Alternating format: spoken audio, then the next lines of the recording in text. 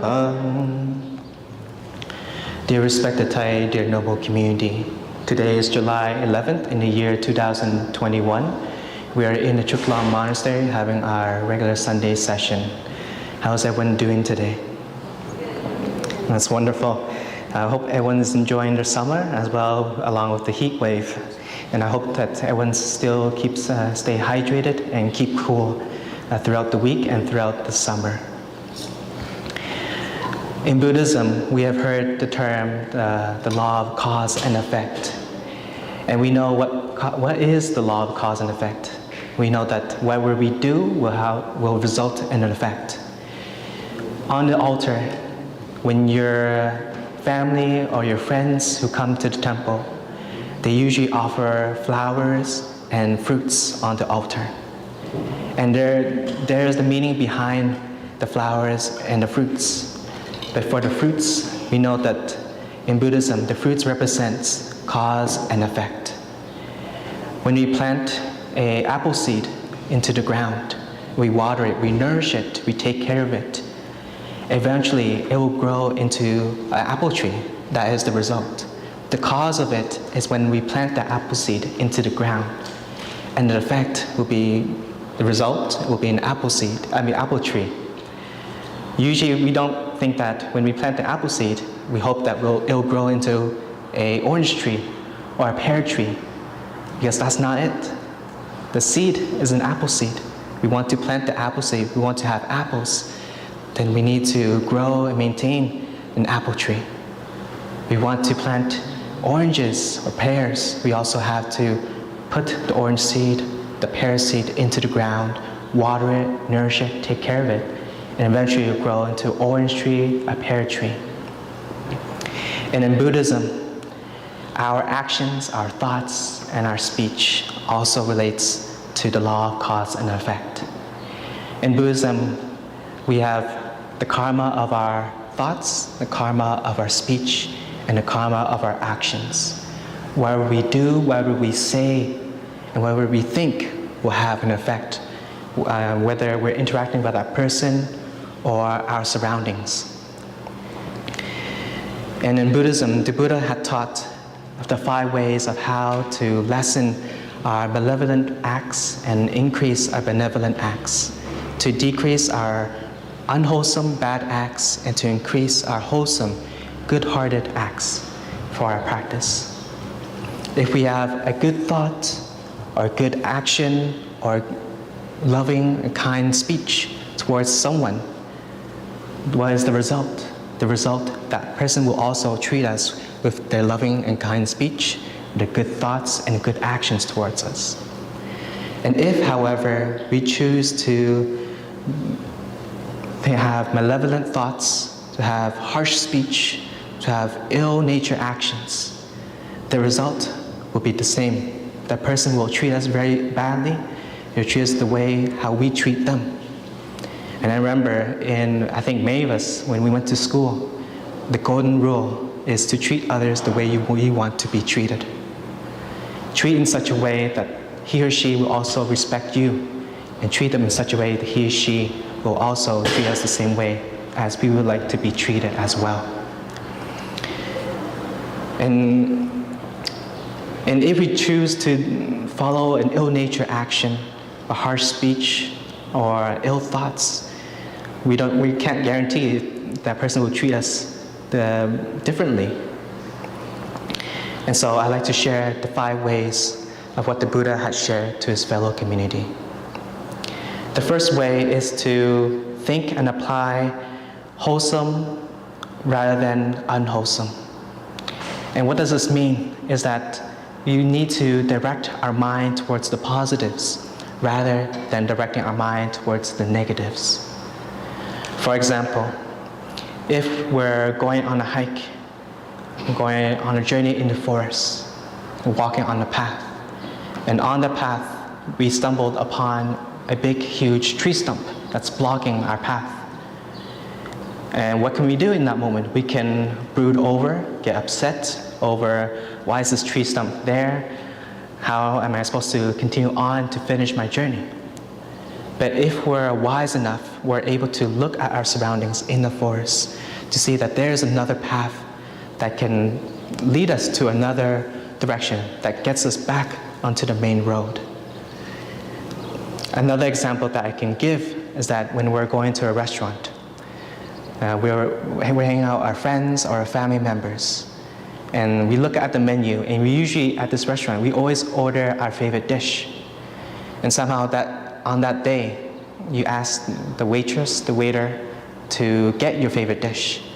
And unfortunately, they give you the bad news that they don't have your favorite dish anymore. And so what do? Sometimes in that moment, we get upset, we get a little bit mad, or we can brood over and start to complain. But if we are mindful enough and are wise enough, we're able to look at the menu, because on the menu there's more than just your favorite dish. There's more than just one option on it. There's appetizers, main dish, dessert, drinks, etc.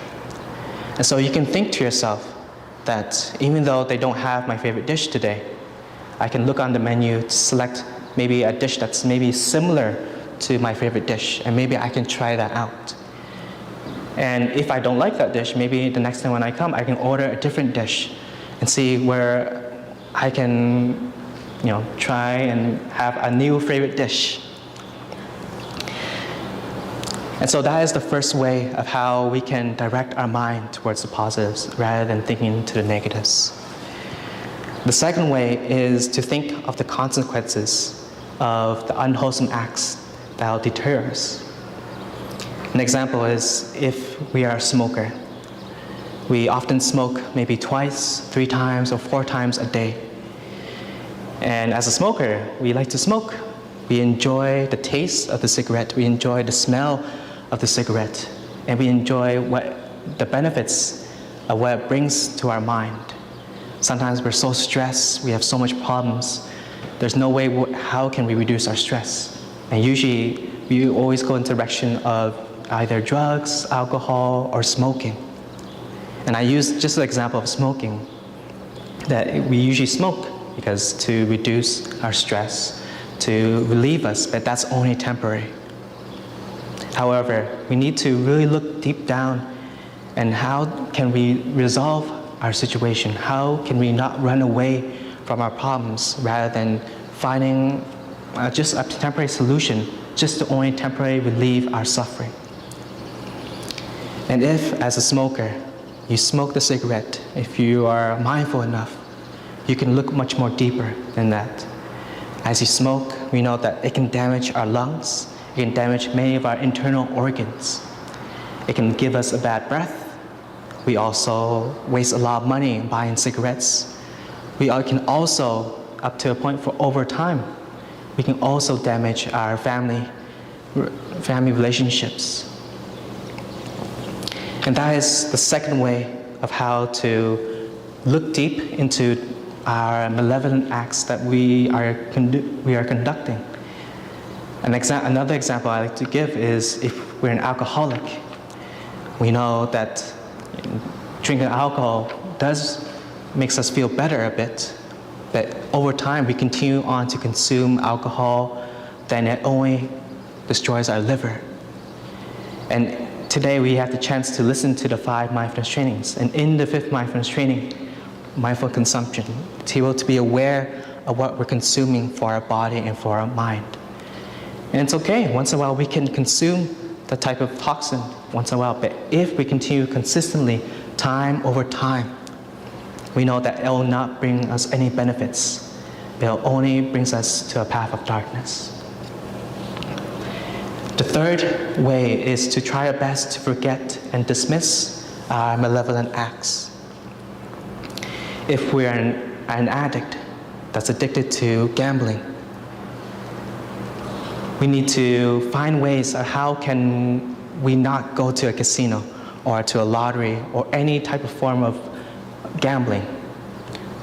Maybe we can ask our friends to help us, to bring us into another place that we can maybe find a new hobby to nourish ourselves, to nourish for our body and for our mind, rather than bring our mind, our body towards in a direction that only leads us to waste our money, to waste our time, and to only follow one of the three poisons, and that is called greed. And greed is so powerful that it can become a craving for us, a craving that we always like to have every single time. And I'm sure that many of us, we have gone through this type of poison, greed. We like this type of food. Maybe you like to eat ice cream all the time. And so you eat ice cream breakfast, lunch, and dinner. And you can constantly do it day by day. And what happens? You kind of get sick of ice cream, and you get a stomach ache. And eventually, you can't enjoy ice cream anymore because you've consumed so much that has damaged you. And just like when we're gambling, drinking, or consuming any alcohol. The fourth way is to prevent malevolent acts that may arise, and we try to lessen them. If we recognize that we're addicted to drinking alcohol, then we will find any type of way to prevent us from consuming more alcohol.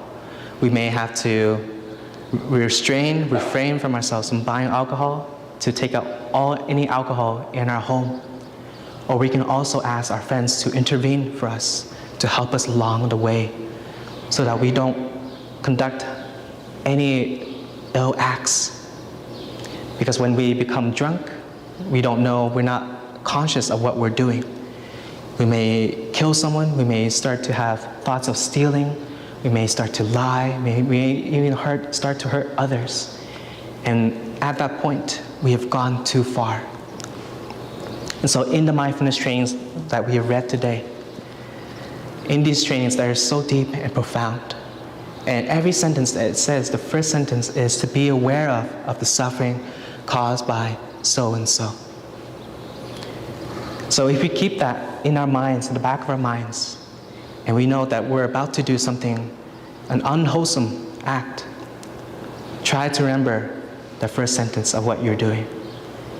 Are you bringing benefits for others, or are you harming yourself and others?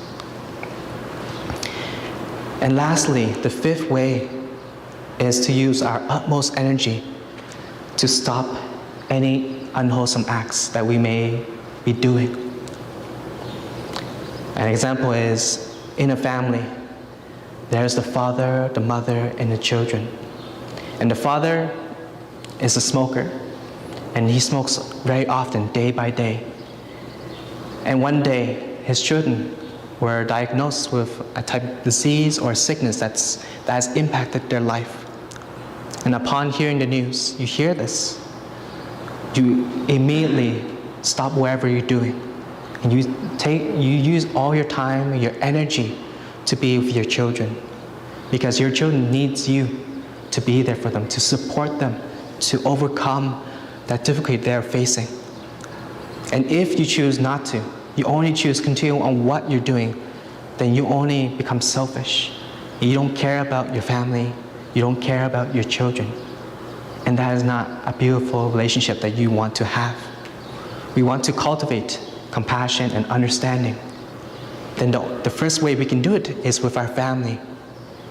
When we know that someone in our family who needs us to be there for us, then we are happily to invest our time and energy to be for them, because in that moment, they are suffering. And even you may be suffering, but if you're able to be there for them, you already bring happiness just for them. And you also relieve that malevolent act that you are doing. And it takes a lot of energy, but it also takes a lot of courage and confidence in yourself. And these are the 5 ways that the Buddha has shared to his fellow practitioners.